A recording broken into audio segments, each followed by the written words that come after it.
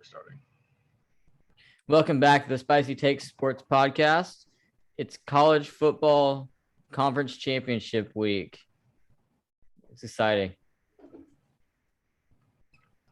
Yeah, I'm super excited as a fan of the Georgia Bulldogs. I'm That you are. hoping for a win against Alabama, but we'll see how the week goes.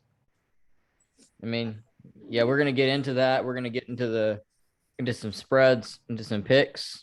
Obviously, we each have our upsets because that's just what we do here on the Spicy Take Sport Podcast. But We're here for spicy takes. we are. But first off, we're gonna have some interesting. We are gonna go over some of the most important news as of late for college football, and it all has to do with coaching. There's been some recruiting news as well, but we'll get into that in a later date as we get closer to the early signing day.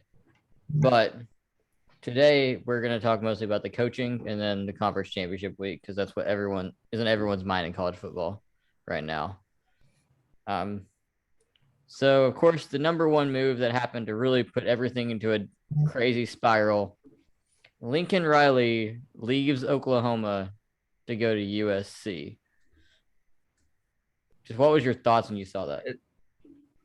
So first of all, I was shocked because he's had so much success at Oklahoma. He's won 4 conference championships. He's had 2 Heisman Trophy winners in Kyler Murray and Baker Mayfield. He's had 2 back-to-back number one overall picks of those 2 guys. He's basically a quarterback. Seems like a quarterback whisperer. Maybe he's got lucky. We'll find out once he goes to USC. But at the same time, he has had a lot of success. He's been in the playoff 3 times. He was another game away from being in the Big 12 championship game, but they knocked out by the Bucks of Oklahoma State. So once they lost Oklahoma State, the dominoes just absolutely fell, and now they've had close to 10 players decommit. It seems like at least, and they had their 5-star 4 or 5 Jaden stars Hazelwood transferred to possibly Arkansas. Is looking like what it's going to be, oddly enough. And then, Rattler's probably going to transfer. He's transferring, and then Caleb Williams can transfer. So I just think it's really throwing a wrench into what Oklahoma wants to do. And, you and I have talked about how USC is a top 5 job in the sport just based off doesn't seem hard to recruit, kids coming to LA. Exactly. So what are your thoughts on that? I kind of said, I will take some with the spicy takes we make here on this show. There will be some that really backfire, a la me thinking Cincinnati is going to lose to SMU. That didn't go well. But there are some of those takes that really do, that you look back and you're like, I called that from the beginning. I didn't think that they get Lincoln Riley, but I think it was our second or third podcast. It was right after Clay Helton got fired from USC. It was like week 3. They let him stay until like the 3rd week of the year, and they fired him, which was weird. But I said in that podcast, I said USC, if they want to, which they should, will get a big name. I think they were sick and tired of all these guys that were mid-major coaches that come up straight to USC to the big-time spotlight and then underperform over and over and over again. And my thing was LSU is a top 5 job, and I would even say potentially, when they're right, I think it's a top 3 job behind just Alabama and Georgia at this point. Because, yes, they've been struggling a little bit. But if you combine what you get here, what you get at USC, you get one of the easiest conferences in football in the Pac-12. You get Los Angeles, California, which a lot of professionals don't want to go to LA because of the taxes. These college players don't give a crap. They're going to live in Los Angeles and be the stars of the show. You have the history. You have O.J. Simpson minus murder. You have O.J. Simpson. You have Reggie Bush. You have Matt Leinart.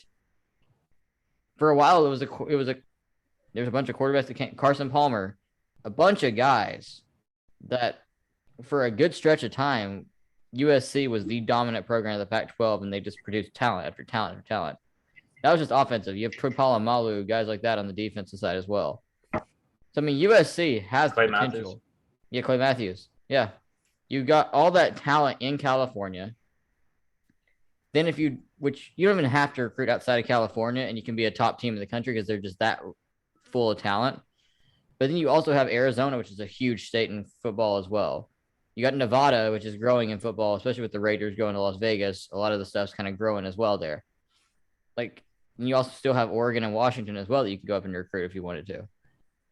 And now, and the thing about Los Angeles is also you have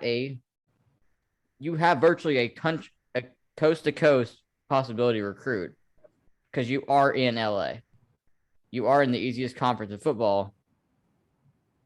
So and with the playoff more than likely expanding to 12 teams, you're virtually guaranteeing yourself a spot if you can just win your conference. Or even if maybe you don't have to win the conference, maybe Oregon can beat them out. But right now, Oregon and Utah are the only two teams that are even competitive with what USC could be. And we're not even and going into the contract he got, I mean, anyone would take that. 110 million buying his two houses, then buying him a new mansion, and then giving him a private jet. In the words of Joel Klatt, I'm not the type to go chase money all the time. I'm not. I think it's a good thing if I don't think you take a job that you just lose a bunch of money. But if you are keeping virtually a lateral move, maybe take a little bit of a cut, but you're doing what you love, I think it's worth it. That being said, $110 million and all that stuff, that's tough to say no to, no matter who you are. I mean, he's going to be by far the highest paid coach in college football, and he has all these perks and benefits. And my thing, I'm not sold. I don't know if he's going to actually be great because we don't know yet. He's not really built a program from the ground up. He kind of took over Oklahoma after a Hall of Fame head coach retired. But I think he will. My spicy take with him is I think that the USC is in the playoff in 3 years.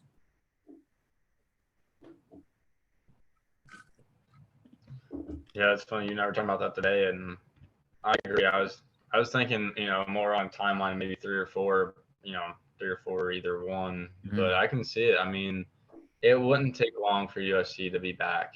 I mean, once Kirby Smart took over Georgia, it took 2 years for them to reach the championship. So, I mean, and just imagine what they could do at USC as well. When you look at all the talent that he had at Oklahoma that's already announced they're transferred to USC. And imagine you have a Caleb Williams or a Spencer Rattler that go to transfer to USC as well. You get a few of these some of the offensive studs they have on that roster. You give yourself a good shot to build that team up quick, especially with him being hired before the early signing period. He can maybe go after some of these recruits that are undecided and say, you may have wanted to play for me at Oklahoma, but you weren't sure if you wanted to live in Norman, Oklahoma. How about you come out here to Los Angeles and you can play for me here? And I just think it's such a great recruiting thing. And that was the hire. I didn't expect it to happen, but I said USC should do a big time name and quit with these small names. USC did it, and they went out and they did whatever they had to do to get it done. And I really think it's going to pay off in the long run and just ticket sales and jerseys and all that stuff. Yeah. So the second big coaching hire, which this one shocked me more than the Lincoln Riley thing did. I didn't think Lincoln Riley was going to USC, but I thought he had a shot to leave Oklahoma because of all the rumors that had been going around for the last couple of years. Brian Kelly to LSU. This blew me away. I was kind of just taken aback about, did that really just happen? I'll kind of start with this one about what I feel about this. I think it was a good hire. It was a big name hire. I don't know if it was a great hire. And they're paying him like it was a great hire. I know he has more recruiting base now than he did at Notre Dame. He's got Louisiana. He's got the closeness to Texas. And he doesn't have to worry about the GPA situations like Notre Dame does. That being said, he's going into a situation where he's going straight to the SEC and that firepower. And I'm not sure if he can keep the same success he was having at Notre Dame up in that conference. What do you think? Yeah, Honestly, I thought that was really weird hire too, because in my mind, I thought Lincoln Riley was going to go to LSU, which I thought could have been a better fit. I mean, he probably will do well at USC, but with Brian Kelly, I just thought it was odd because you have an 11-1 Notre Dame team, which last year you did get absolutely demolished by Clemson, yes, but you were in the playoff last year. This year, if absolute chaos happens, if Tennessee loses, if Michigan loses, if Georgia beats Bama, and if Oklahoma State loses to Baylor, Notre Dame could sneak in, and they would be another playoff team. Mm-hmm. And he's going to leave that for LSU. LSU is, like you said, it probably wouldn't take long for them either to really get back to the former glory that they were 2 years ago. But they have not been good the last 2 years. Have they beat Florida the past 2 years? Yes. But that's not really saying a lot. Yeah. That's kind of what they're hanging their hat on the last 2 years. I mean, I was really shocked. In my opinion, that was definitely the most shocking news in college football I've heard recently, just because it was just so out of the blue. I thought he was going to be at Notre Dame for another decade or so. It just seemed like that's where he was kind of meant to be. But, yeah, I don't know. We'll see how it goes. Yeah, I honestly, when I came into the LSU situation, I didn't expect. For me, I actually didn't expect Lincoln Riley to go to LSU. I know there had been the rumors, but I didn't expect it. Largely because my thing is it would be virtually a lateral move that you go from Oklahoma to LSU when you're going to be in the SEC in a year anyways. They didn't really see like the whole reason to go. The USC is a different animal. Brian Kelly is just a weird situation for me. I mean, LSU has the talent base to be great. Don't get me wrong. They've been great. They were great the last full season of college football. So, I mean, yes, they're really, really, they have a really good chance to be really good very soon. If I was LSU, I would have went after a couple other guys before him. And they're both NFL guys. I know Urban Meyer has been a joke in the NFL so far. And I bet if LSU came calling with a bunch of money, he would leave Jacksonville to come. And I think Matt Rule, because Carolina's not been bad, but they've not been great. They've had a lot of injuries, so I mean, I think it's hard to judge them at this point. But Matt Rule is a phenomenal college coach. We know this already. He can recruit. He turned Baylor from a 1-11 team to a 11-2 conference champion. No, lost in the conference championship game in 2 years. That's a tremendous job. I mean, I would have went after Dave Aranda from Baylor as well before I went after Brian Kelly. But I mean, Brian Kelly is a big time name. He is a great coach. I just don't know how he's going to translate to LSU. I mean, it's kind of funny with the whole fake country accent he tried to put on the other day. that was disgusting.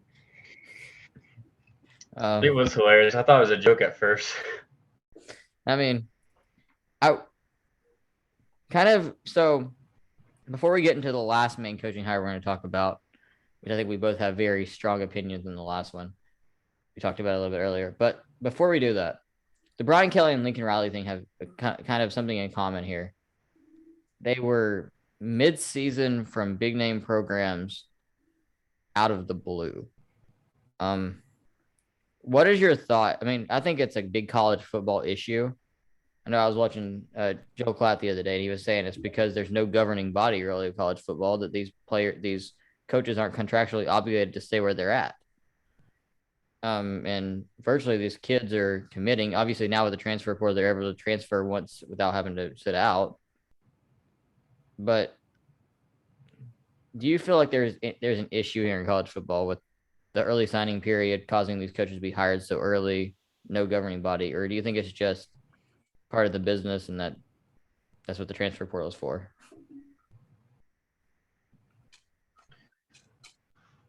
It's kind of like a mixed feeling because, as you know, being a Georgia fan, I mean, the transfer portal has helped. At the same time, it maybe needs a little more regulation. I mean, I think you should be able to transfer within good reason. One time is okay, but I mean, some athletes will transfer 3 times. I mean, look at Tate Martell. He transferred what, 3 times? Yeah, he's at least 3 different schools. And I mean, coaches kind of they're getting hired, but in a way, like they transfer from one program to the other, like just a little bit more money here and there. Mm-hmm. I mean, it has kind of a lot of control. I agree with that. It's basically like a giant free agency for college football. And I guess we'll see in the next, 5 years or so, 10 years or so, just where we're going to be in terms of sport. And if this is a good thing, if this is a bad thing, I mean, right now it's kind of a toss up, in my opinion. We have no clue what's going to happen. And it's more like in limbo. I mean, there's only a few programs that right now are more solidified than others. Doesn't mean other programs can't climb to the top through this process, but NIL, it's probably, in my opinion, it's kind of going to separate the big dogs from their small pack. So. Mm-hmm. I mean, this is honestly to me. I don't know if you remember playing NCAA 14 a lot. If you ever played a Dynasty in NCAA 14, you know that in the offseason, the coaching carousel, where randomly coaches would go to different places, and you're like, whoa. I mean, there was one I did that had Nick Saban get fired from Alabama and end up at LSU. It was a really weird thing. This is like that's come in real life. Like, there's guys that you think are in their dream job forever, like Lincoln Riley, and he's jumping ship mid-season. No, at the near the end of the year before the bowl game, out to USC to go take their job. Brian Kelly, his team has a legitimate shot to get in the playoff if two teams lose, and he jumped ship before the. And now they're literally hiring Marcus Freeman, which I think is a great hire to elevate him. But you just win from a team that literally is two teams losing away from making the playoffs to a team that's won 6 games this year and barely got those 6 games. So, I mean, I just think it's kind of crazy. I think it's getting a little bit out of control. I don't think the NCAA is the sanctioning body that should be there because they don't do anything and the rules are stupid in my eyes. I think there's got to be some sort of sanctioning body though, because even in the NFL, even these coaches that get fired very commonly, guys can't just break their contracts and go jump to another NFL team. That contract has to be filled out if they're not fired.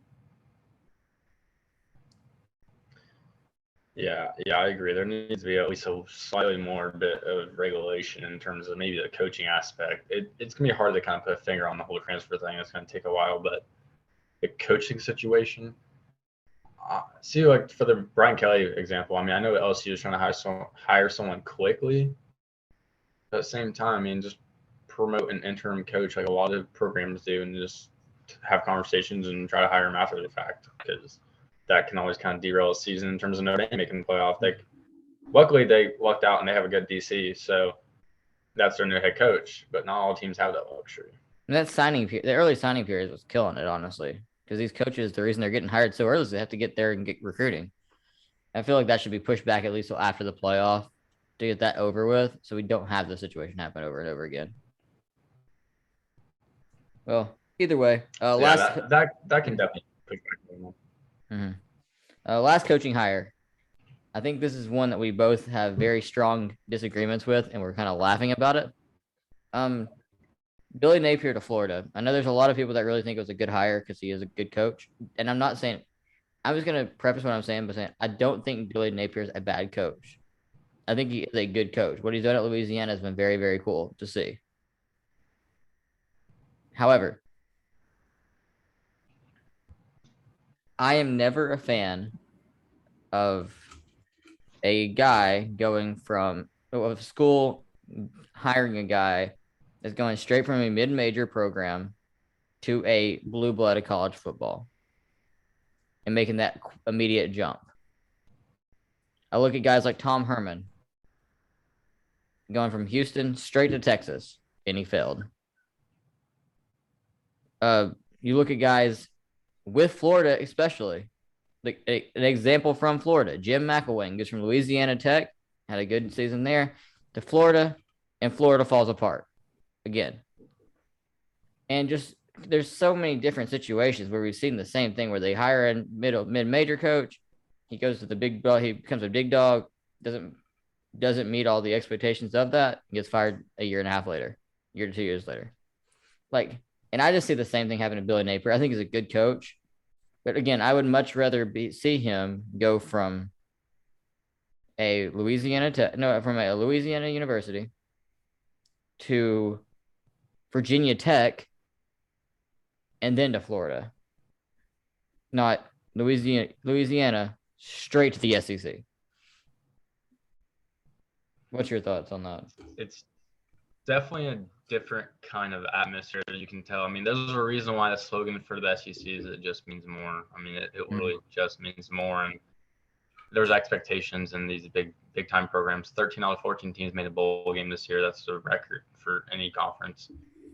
And I'm not sure if a coach from the Sun Belt, from Louisiana, Lafayette, the Raging Cajuns, I'm not sure if they're, someone like that's ready for big time football in Florida and Gainesville, because they're not going to expect you to come in there and win 8 games, 9 games every year. You're going to need to produce. You're going to have to beat Georgia. You're going to have to beat LSU. You're going to have to beat Alabama.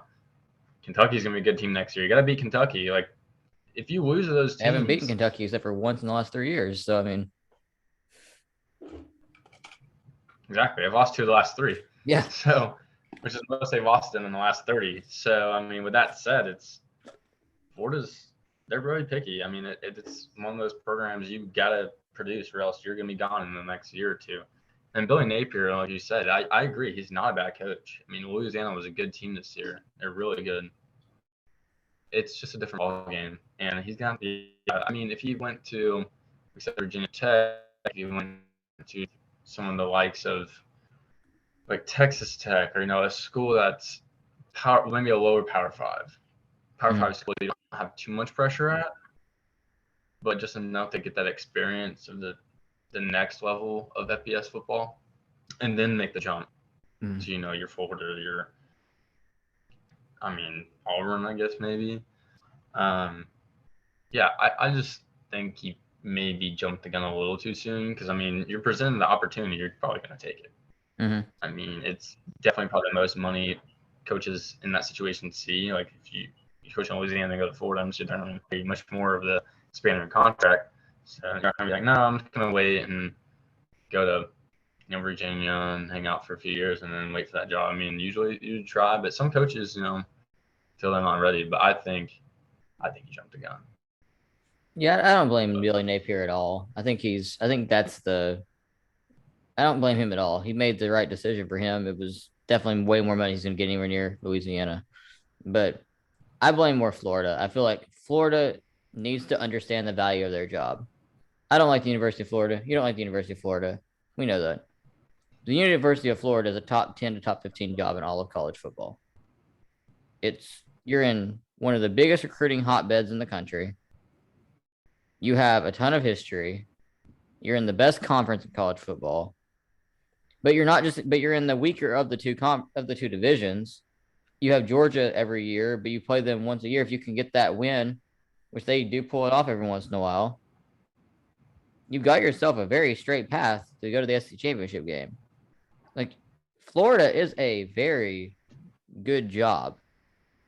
And I feel like we've seen this a lot with the University of Florida, where they're settling for kind of mid candidates, not trying to go for that big time candidate. They didn't pull a USC and try to go out there and get a Lincoln Riley. They didn't call Urban Meyer to come back to Florida. They didn't call Matt Rule to come to Florida. They hired Billy Napier. Napier's a good coach, but I don't think it's going to be an issue if Florida is willing to give him time to get used to the SEC atmosphere. If they say that the first couple of years are just him and get his feet wet and that's fine, and we're gonna keep supporting the guy, I think it could be a really good hire. But the way SEC football is and the way the University of Florida is, I highly doubt that's going to happen. Yeah, they have a very short leash in Gainesville, especially if you're new to the scene of SEC and you're not going to produce. It's going to be a short tenure there in Gainesville for Billy Napier. Yeah, he's a good coach, but at the same time, it takes a certain cat to coach in that conference. So definitely, I mean, it's not easy. There's been almost every year in the SEC, it feels like there's a handful of coaching changes. It feels like that way. It's not always, but it sure does feel like it. Yeah. I mean, that was why I was honestly worried that Mark Stoops was going to leave Kentucky, and then he goes and signs the extension. I mean, I think that Kentucky's building a good program. Obviously, I'm a biased fan, but I think they're definitely building compared to what this team was 10 years ago. This team is just a completely different animal. It's pretty cool to see. And I mean, and if that's what I'm saying, if Florida gives Napier the time that Kentucky is giving Mark Stoops, Kentucky was god awful Stoops' first 4 years, and fans were calling for his head. They said we still think this guy's building a good program here. And ever since we've gotten two 10-win seasons, well, one 10-win season going for it in a bowl game. We've had multiple years of winning SEC seasons. That's the type of thing that I think Billy Napier needs to have at Florida. Will the administration give it to him is to be seen. They're gonna have to give him the full reins of the team. I mean, the boosters are gonna have to let him do his thing and see what he's got. Because I feel like when the boosters start restricting coaches, that's kind of when it puts a damper on their vision for the program. And that may help the program, may not, but usually I feel like it doesn't. I feel like it inhibits them from being truly successful. Mm-hmm. Well, on from what we're going to be worrying about for the next few years, and on to what's important now. Conference championship week, playoff. This is the first year I think we're going to the conference championship week where literally there is one playoff team that is actually guaranteed in. One. I mean, I think that's the only team you can guarantee. I think Georgia's the only team you can guarantee a win or loss. Every other team, I think, that is literally they're fighting for a chance to go to the playoff right now. And there's a lot of good games this weekend. I mean, it's gonna not disappoint like college football never does. College football is always a sport that is full of surprises. So don't be shocked if Iowa knocks off Michigan or if Houston knocks off Cincy. It's just that kind of year. Mm-hmm. It's the first year, and I remember a stat along the lines of the last 5 years that Oklahoma, Ohio State, Oklahoma and Clemson are not in their conference championship games. Mm-hmm. It's nuts. So it's a little crazy, not gonna lie. It's been a heck of a year. So we're gonna use this awesome opportunity of first time that we're seeing this type of craziness, and we're gonna do our first group of spreads here today. We're gonna go through the big time conference championship games and choose who we think's gonna win, who's gonna cover the spread, and who we think's actually gonna win the game. We're recording this at 8:30, so right now Western Kentucky and UTSA is at 28-13. We're not going to cover that game. A little too late there. But Oregon and Utah, just getting started. Right now, Oregon is a 6.5 point dog with an over under of a 57.5 for the game. Who do you think wins that game, and who do you think covers? And are you taking the over or the under on that game? I'm actually going to take the under on that game. And you said Utah's a favorite by 6, right? Utah's a 6.5 point favorite. Yeah, that's what I recall seeing.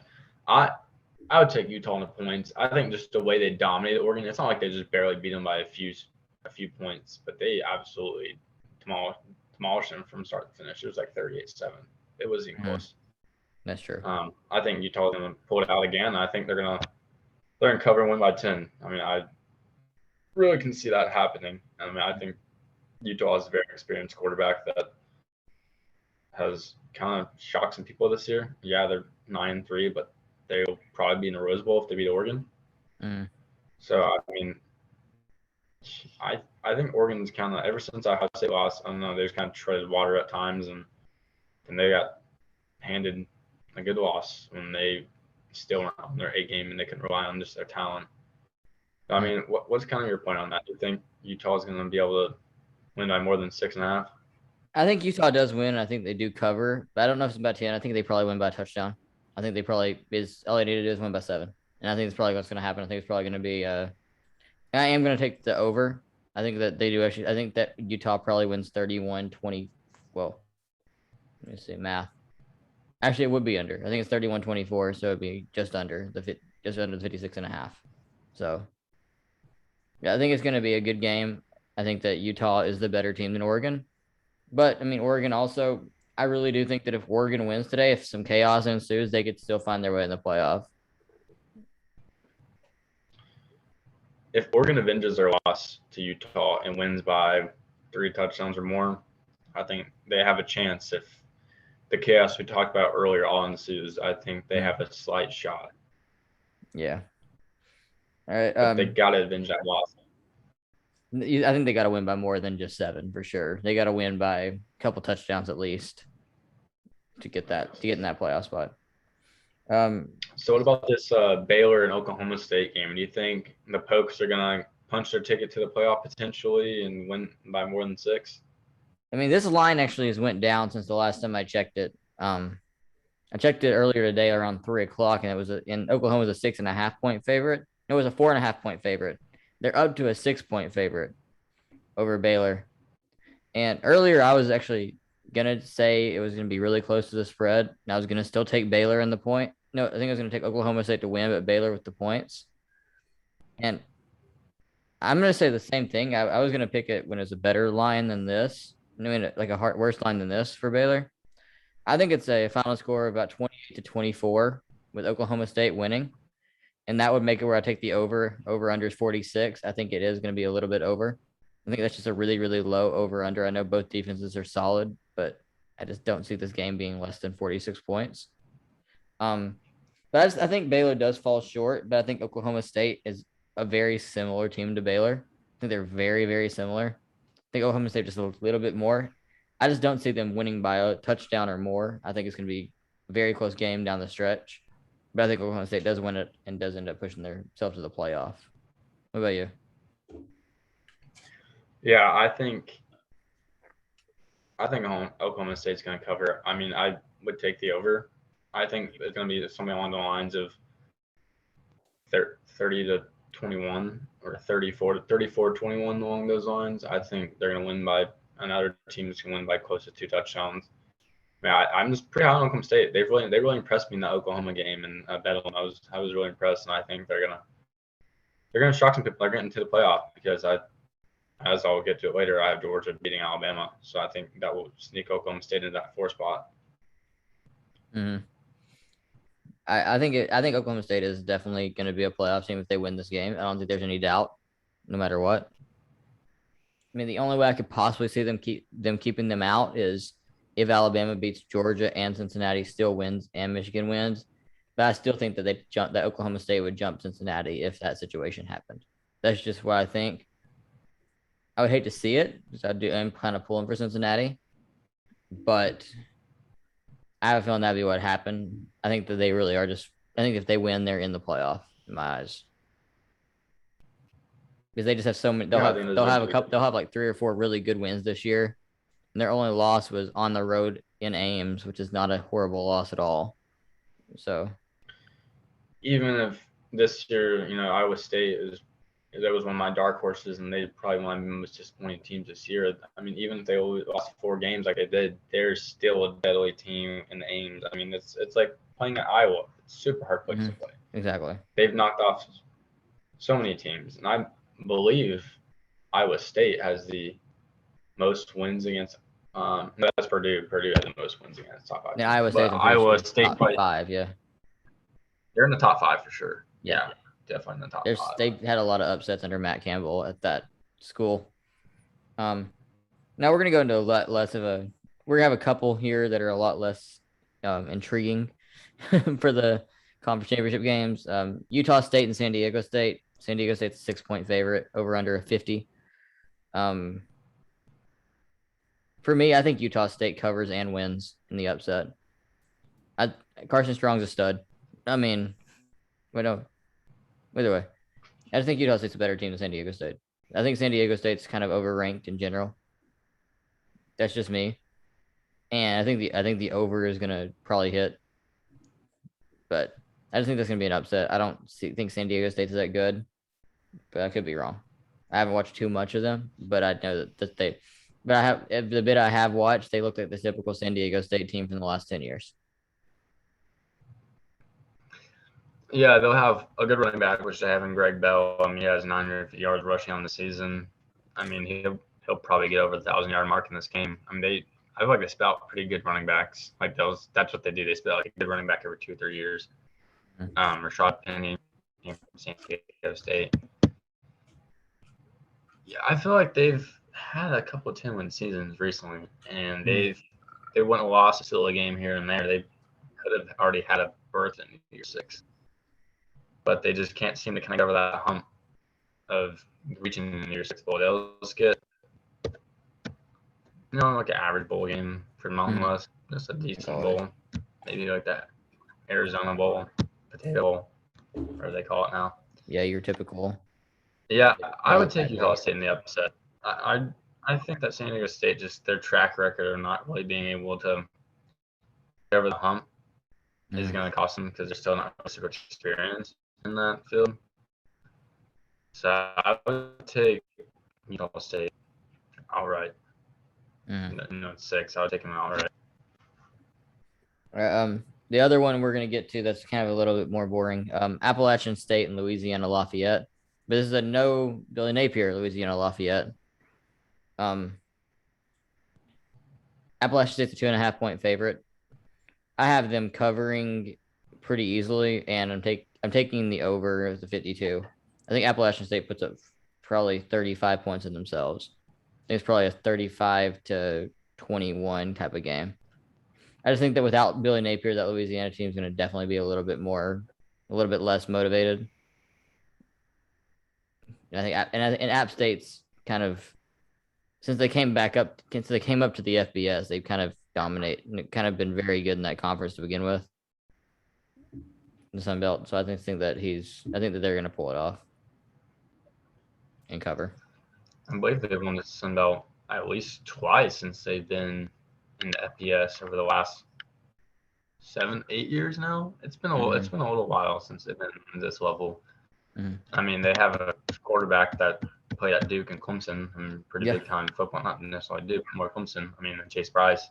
He has nearly 3,000 yards on the season passing, 22 TDs and 10 interceptions. And that experience at the next level, I think, can get them over a distracted Raging Cajun team with no head coach. And it's a little different in Louisiana without Bill Napier compared to Notre Dame. Because Notre Dame, Brian Kelly left, but they had a DC right there waiting in the wings that was likely ready to be a head coach. I don't think you can say the OC yet. Louisiana's ready to be a head coach yet, or the DC. Yeah, I agree with that. I would definitely take App State with at least 3. So we have 2 more conference championship games that are exciting, but are not as exciting as the last 2 that we're going to get to. We have 4 more we're going to go through. We're going to start the ACC championship. Wake Forest and Pittsburgh. Pittsburgh's a 3.5-point favorite, over under 71. What do you got there? I've been pretty torn on this game. I've been looking at it for the last week now and trying to decide who am I going to pick? But then I was thinking, I was like, well, there's one player on Pitt that makes a difference, and it's Kenny Pickett. And this is maybe a spicy take, but Kenny Pickett will win the Heisman Trophy based off his game against Wake Forest due to the fact that Bryce Young will have a very poor performance against Georgia, and that will allow Kenny Pickett to walk away with the Heisman Trophy. That's spicy. Because a lot of people don't think he's going to be top 5. Pickett has very good numbers. He has 4. What's up? I was saying a lot of people don't even think he's going to be top 5, but Kenny Pickett does have amazing numbers this year, and he's done in Pitt's 9-3, 8-4. What are they? They're 10-2. He has 10-2, close to 4,100 yards. Yeah, 10-2, 4,100 yards passing, and if you beat Wake Forest 11-2, that's definitely a run for the Heisman for sure. Yeah, and you the berth in the New Year's Six Bowl. I mean, I think he's at least deserving of being in New York. But I think it's between him and Bryce Young, in my opinion, right this second. And if, like we talked about in our last podcast, if Ohio State would have lost to Michigan State, I would say hand it to Kenneth Walker, but he wasn't able to necessarily perform in that game to the level I thought he was going to be able to. So now, in my opinion, it's between Young and Pickett. But at the same time, if Young has to have a poor performance for Pickett to win it, and Pickett has to have an exceptional performance. But I do take Pittsburgh. I think they're going to win. I think they'll at least cover the 3.5. I think I'll pick over the 4.5. I think they'll probably win by 7. I think something along the lines of maybe 27-21. In the under. Yeah, and I'll take the under on that because I just really don't see it as being as high scoring game as some people think. I mean, I saw some projections of some people think they're going to combine for around 70 points or a little over 70. What's your take on that? Would you think Pickett is going to be able to have the performance? Or do you think Hartman is going to have the better performance? I've got Pitt. I think Pitt covers pretty handily. I'm not huge on Wake Forest. I've never been high on Wake Forest at all. I always thought they were frauds, and they got their butts kicked by Clemson. So I mean, we kind of saw that they weren't that good. Kenny Pickett is a stud. I'm gonna take. I think Pittsburgh probably wins by 10 to 14 points around there. My thing is the over under. I think I'm worried that I'm kind of going back and forth on. 71 is a very high number because I don't know if either one of these offenses can really put up. I mean, both these offenses have shown they can put up 40 plus points easily. But can they put up 40 plus points with the defense being on the field longer, which I think they will have to be? I'm going to take the under. I think it's probably going to be about a 35-21, 35-24 type of game. It'll be right. It'll be a little bit less than that. Over under is just so high. It's hard for me to take the over on that. I mean, yeah, 71. I agree.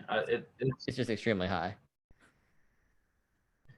It is extremely high. I think it's going to be under, and I just don't really see how they're going to put up the points that are projected necessarily. But yeah, so we have Pitt winning the ACC championship, the first time a team not named Clemson winning it since Florida State won it, and I believe 2014 was the last time. Yep, that's nuts. 2014, a long, long time. That's called 21-21. This game that. Huh? What? That's 2021 college football for you. It's 2007 2.0 basically. That's just kind of how I've looked at it. It's just been complete chaos other than like one or two teams. This is a game I kind of want your opinion on. The Hawkeyes and the Wolverines in the Big Ten championship game. Michigan's favored by 11. What's your take on that? Do you think Iowa has a chance or a realistic shot? I think they have a realistic shot. I mean, I'm not sold on Michigan being as good as they showed against Ohio State. I'll believe it when I see them win the two biggest games of the year. I know they beat Ohio State. They got over that hump. But now they're in the Big Ten championship game. They've not been here since Harbaugh got there. Do I trust them there? I think they do win. But I'm going to take Iowa's with the points. I think 10.5 points is way too much. I think that's an insane amount of points in a conference championship game when Michigan has been very inconsistent offensively to begin with this whole season. Like the first time, I feel like that's that in the Maryland game where Ohio State and Maryland were like the only two games that they went over 40 points. I feel like could be a couple other ones, but that were that they actually showed extreme offensive talent. Michigan's definitely better than they have been the last couple of years. I think Michigan does pull it off, and think they do get in the playoff. But I will take the under for sure. I think the final score is 17-13. Michigan beats Iowa. I think it's a super low scoring game. Smash mouth, Big Ten football, two not so great offenses, but great defenses. I think Aiden Hutchinson and David Ojogbo around the edges will be what puts Michigan over the top. But I think that the under definitely does hit. I don't think anyone really scores much at all. And I think Iowa does cover. What about you? Yeah, I don't really think either team really has a ton of firepower. I mean, you and I talked about the reason why Michigan put 42 points in it was just an emotional game at home in the snow, and it was just perfect storm for Michigan. I don't see them putting up more than 21 points against this Iowa team. Iowa has a stout defense. They usually have a good defense. I think the final score is going to be 14-10 Michigan. I would take Iowa with the points. The spread's 11, 10.5, 11. I would definitely take Iowa with the points. I just don't really see this game getting combined more than 25. I just don't see it. There's no way. This is just two really defenses that are just so far. This is 2 top 5 defenses in the country. I mean, the only reason Iowa's got 10 wins this year is because the defense, because their offense is god awful. So I just don't see them putting up points. They got a good running back. Yeah, but they still can barely score. I mean, what was that Penn State game's they have to what was rely the on Penn pace. State game final score? Like, it was bad. Should have. I mean, it'll be one of those games that when your team scores, you feel confident you're going to win the game because your team scored that one time. It's going to be that type of game. I think the over of 43.5 is ridiculously high, in my opinion. But, yeah,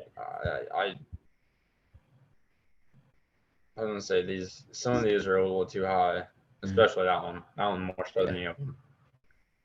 So before we get to the SEC championship game, which I know we're both going to have some pretty high thoughts on, we're going to get into the game that I'm probably most excited about this week because I think it's going to be the best game of all of them. Houston and Cincinnati in the AAC championship game. Usually the AAC championship game doesn't matter that much. I mean, it usually matters to me because usually UCS playing in it, but UCS not there this year. Been a rough year. But Cincinnati, I am pulling for them heavy right now. Cincinnati, I've said this. Since UCF walks, Cincinnati could run. Before this playoff expands to 12 teams, I'm rooting for Cincinnati to be the first group of 5 team to get in there. That being said, Cincinnati's favored 10.5 points, and there's an over-under of 53. I think Houston easily covers 10.5. I'm almost going to pick an upset. I'm not going to. I'm almost going to pick an upset outright, but I'm not going to. I think Cincinnati pulls it off. The reason is because I feel like the Cincinnati offense and the Cincinnati defense both are kind of inconsistent. You have games like the SMU game where we got a completely different Cincinnati than we had 3 weeks before that.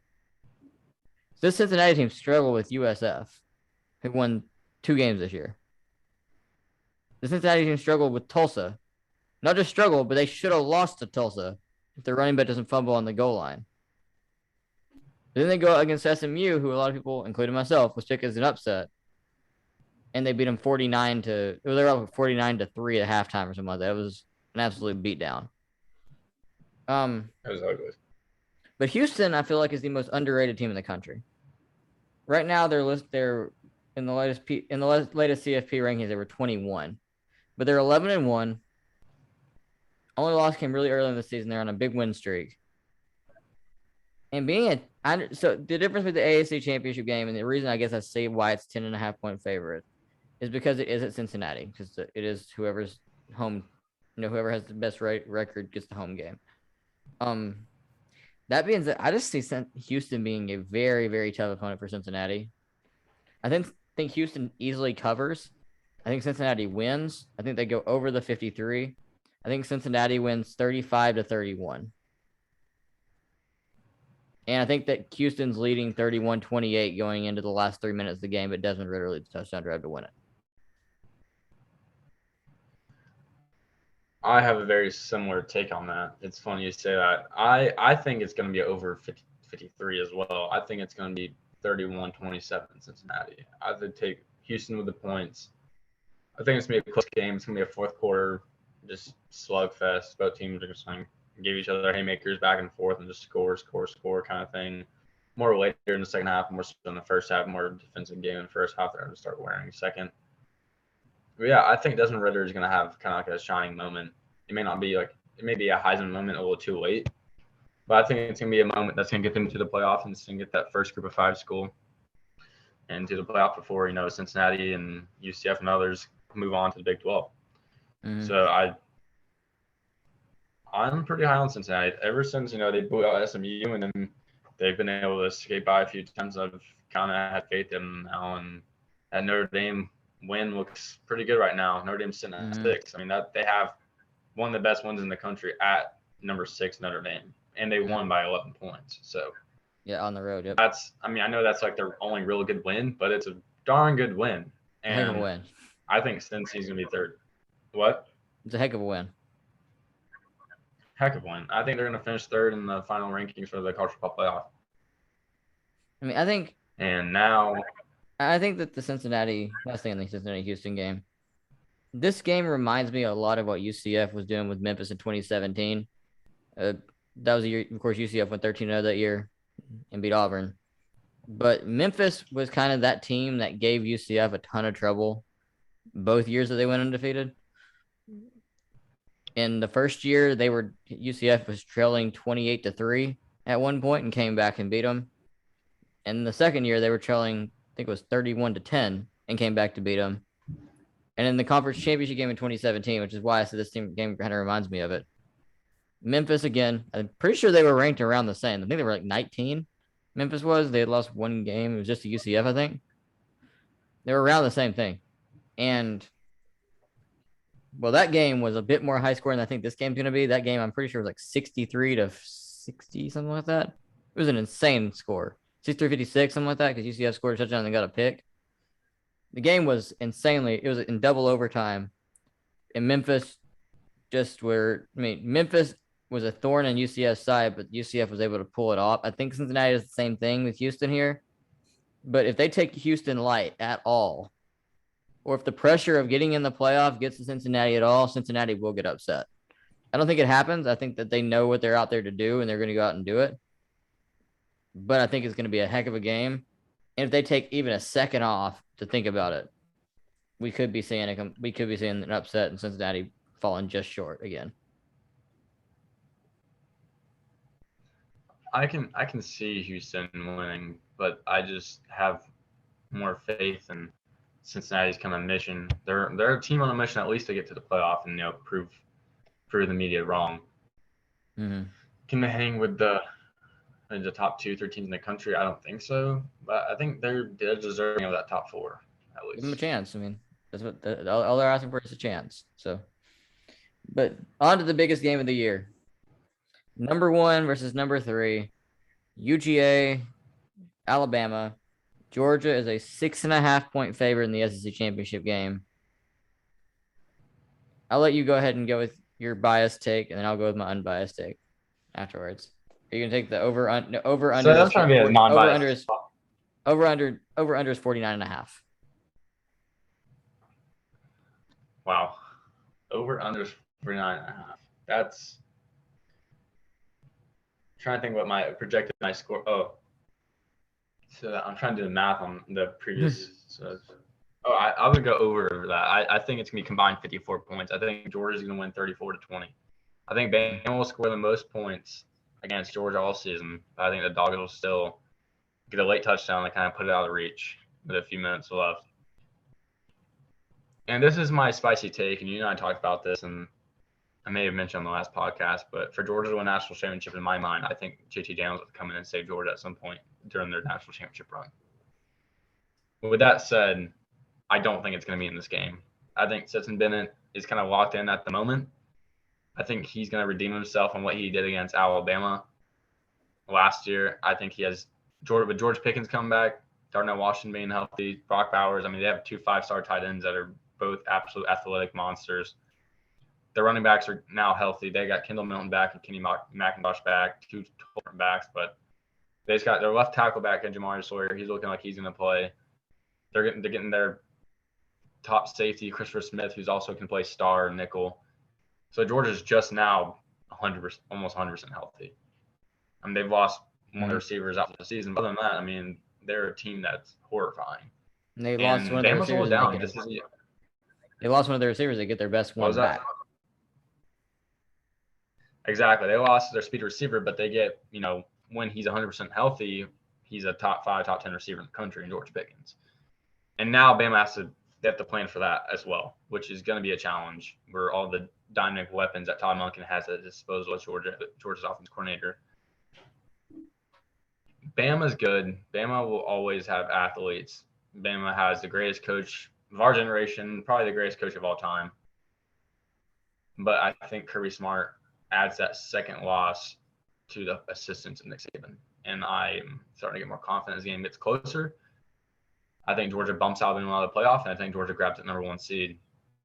And I think Bennett will have over 250 yards passing in this game. What's your take? Again, I'm unbiased, but I did say at the very beginning of the year, I think Georgia's the best team in the country. In the preseason, I was saying this team is the best team in the country, and I thought it was no doubt about it. And I'm sticking with that. And to be honest, I don't even think I'm being biased whatsoever. I said when we had Michael on, I said I think that Georgia beats Alabama by 3 touchdowns. I'm doubling down. I think Georgia beats Alabama 45-17. I think it's close in the first half. I think it's pretty close in the first half. I think it's probably 17-10 in the first half. Georgia's up. And I think then the second half, the athletes that Georgia has runs over that defense in Alabama. The Alabama this year is kind of a questionable team to me in general. Josh Pate, SG1 Sports, another YouTube channel, great guy. He's highly recommend to subscribe there.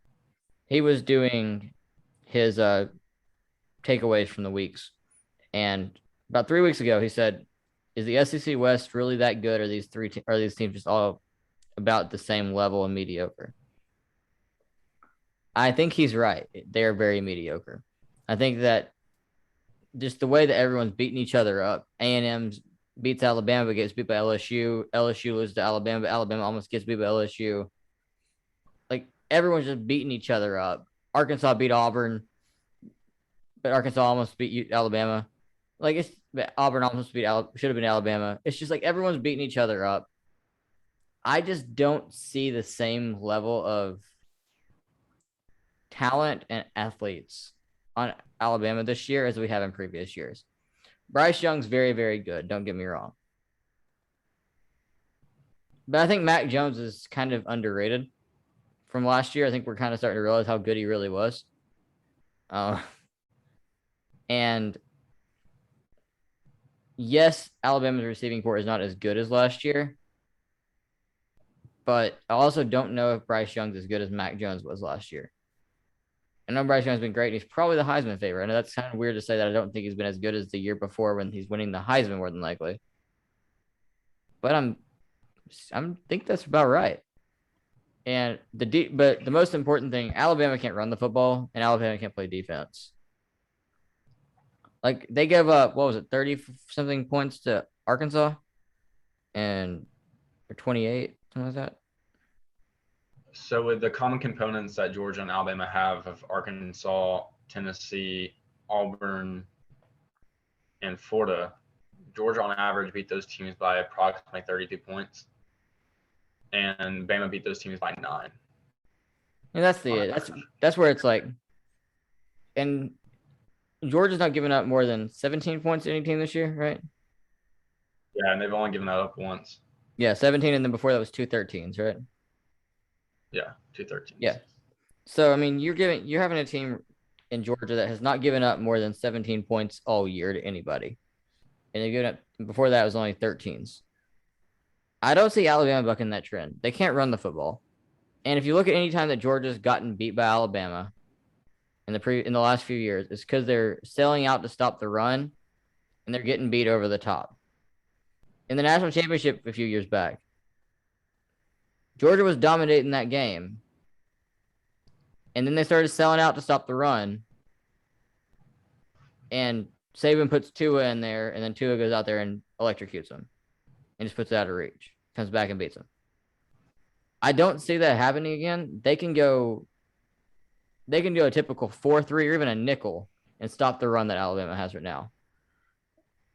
And you can just drop these safeties, these corners back in coverage, and even the linebackers back in coverage, and make Bryce Young beat you with the pressure in his face. I don't see it happening. And I think Stetson Bennett, I was saying this a couple weeks ago. I know this sounds crazy. I think Stetson Bennett gets an invite to New York. I think he ends up being the 5th place in the Heisman because I think he has such a good game against Alabama. And he's just done this with Georgia. I think he gets an invite. I know it's crazy to think about, but I have a weird feeling about that he's going to get an invite because he's kind of got that interesting story too. I don't think he wins it. I think probably Bryce Young wins it because I think that the voters are going to look at Bryce Young and say he had no help in that game. He had to do everything. but also Georgia is just that good in my opinion. I just think I feel like they're the exact same thing as LSU, just instead of the offense being dominant, the defense. But the other side is still really good as well. Yeah, and I'm not sure how many people know this. I mean, I'm sure people that have been keeping up with the game and the press coverage and everything. Alabama's starting running back is injured and unlikely to play in this game. If he does not play, Alabama's down to one scholarship running back. That's a problem when you're facing a team that has prevented many other SEC teams from getting nowhere near 100 yards rushing with all their running backs. And there's been some pretty good ones. I mean, Tank Bisbee is one. Chris Rodriguez is another who's very underrated, very solid running back. Will Shipley is about all Clemson has, but he's a good tailback. He's a former 5-star. And I don't think any of those guys got more than 60 yards rushing. Exactly. I mean, and those are better rushing teams than Alabama. Alabama can't run the ball this year. And now they're down there starting running back. And even if he does play, it's going to be 65 to 70% of what he normally is. So, I mean, I think it's going to be a beatdown. I know that people are so excited for this game and they're saying 1 versus 3. But I think that 1's all the way up here and that number 3 is about right here. I feel like numbers 2 through about 9 are about right here this year, which is what I'll get into after these picks. What is your playoff? So my playoff obviously is adjusted since the last time we had our podcast, because the last time I thought Ohio State was going to take care of Michigan, which they didn't. So essentially, it's just kind of be a little flipped. I think Georgia's 1. I think Georgia will play Oklahoma State, which is a 4 seed, in Miami at the Orange Bowl. And then for the other bowl game, the Cotton Bowl in Texas, it's going to be Cincinnati and Michigan. And I think Georgia and Michigan both win, and Georgia takes care of business and wins a national championship. That's how I think the rest of the season is going to go. What's your take? What do you think? I've got actually the same 4. I've got Georgia, Michigan. I think Oklahoma State jumps Cincinnati to become the 3 seed, and I think that Cincinnati is the 4 seed. I think Cincinnati comes out with at least some sort of revenge thought on their mind and get a hot start against Georgia. Maybe go up like 14-7. I think Georgia dominates from there and probably wins that game pretty handily. And I think Oklahoma State upsets Michigan. Spicy. I think it's the battle for second place. I think whoever loses that game, wins that game is going to get beat by 30 by Georgia. I just don't see Georgia getting beat. I don't see it even being close. I think every other team in the country has obvious holes. Georgia has none. None. And the hole that people thought was going to be the hole, which is Stetson Bennett, has not been the hole whatsoever. It's been fantastic. So, I mean, I just think Georgia's that much better. And I will say this, though. One thing to watch out for, because these college football playoff people try their absolute hardest to get the teams that everyone knows are going to get views. Don't count Ohio State out of the playoff yet. I know that sounds crazy because they lost to Michigan.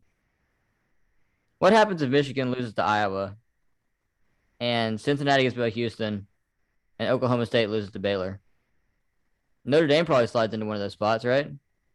And then Alabama probably gets one of the other spots even after getting their crap beat out of them by Georgia. So then you're sitting here, do you go with a 2-loss conference champion Baylor or a 2-loss Ohio State that showed a lot more times of dominance? Which I would put the Baylor team in there. But if you have that choice, if you're the college football playoff, do you really think they're going to put Baylor in over Ohio State? Definitely not. That's what I'm saying. Don't count them out yet. When they put them there at 7, I think they did that very strategically. I think that they did that very strategically to put them at 7, so that if some dominoes fall, that they could still slide them in. And I will say, if they do slide Ohio State in the playoff at 4, Georgia needs to watch out. That's the one team I think can beat Georgia. And that's why I was happy Michigan beat Ohio State, because I was kind of worried about Ohio State, not going to lie. When they beat Michigan, what was it, 52-7, Michigan Mm-hmm. State? Yep. Yeah, that's when I was a little worried. I was like, oh, wow, they are really good. But then they But got beat. it's gonna be a So fun Saturday. I'm looking forward to it. Hopefully, Georgia can knock off the monkey off the back of Alabama. So I think they will. So but yeah, I'm excited. Let's get into this week. Let's enjoy this college football week, and next week we'll be able to do our Heisman predictions and we'll be able to do our playoff predictions because we'll actually we're a couple weeks away from the end of college football season. It's kind of crazy. it's crazy. It's already December, so it's gone by too fast. But here we are. Mm-hmm. Well, we'll see y'all later, and peace out, guys.